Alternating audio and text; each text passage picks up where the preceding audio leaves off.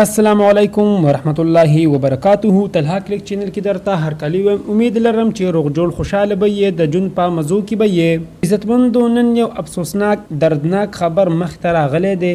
په سعودي عرب کې د پاکستان یو ښایسته ځوان بنګالیانو ډیر بې دردۍ او بې رحمۍ سره شهید کړی دی. په څه وجه یې شهید کړی دی او دې بنګالیانو ظالمانو دونه ظلم ولې وکړو، دا ټول معلومات موږ سره په دې ویډیو کې وګورئ چې د پوره معلومات نه خبر شئ. که تاسو موږ سره په دې ویډیو کې نوي یې، مهرباني وکړئ زموږ دا چینل مو ضرور سبسکرایب کړئ. خوا کې ورسه غنټۍ نشان ووهئ چې هر یوه نیو معلوماتي ویډیو تاسو ته په اسانۍ سره ملاویږي. عزتمندو، په سعودي عرب جده ښار کې جمیل خان خپل د اسرائیل ډیرو کندب سره تعلق لرو. خپلو وړو بچو له یې په سعودي عرب کې مزدوري کوله، خپل ژوند به یې تیروه. په جده کې بنګالیانو سره په څه خبره روان شوی و چې دا بنګالیان ظالمان ورته یو څو کسان یوځای شوي، په څلورم چت کې یې ډیر په ظلم او بې رحمۍ سره شهید کړی و. دښتې ته وړی او هلته یې لړه کړی و. سعودي عرب پولیس والا ډیر په مشکله د دښتې نه راویستو.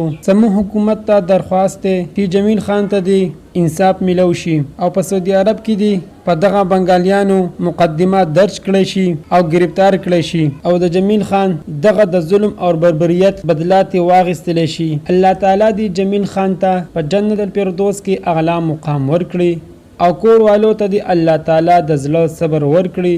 زمونږ په سعودي عرب کې پاکستانیان نورونو ته درخواست دی چې دې روسه دی بھرپور مدد وکړی شي او په ښه شان دی پاکستان راواستولی شي. دوستانو، دا وه زموږ د دې وخت نیو معلوماتي ویډیو.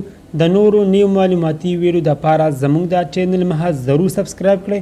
خوا کې ورسره غنټۍ نشان ووهئ چې هر یوه نیو معلوماتي ویډیو تاسو ته په اسانۍ سره ملاویږي. والسلام.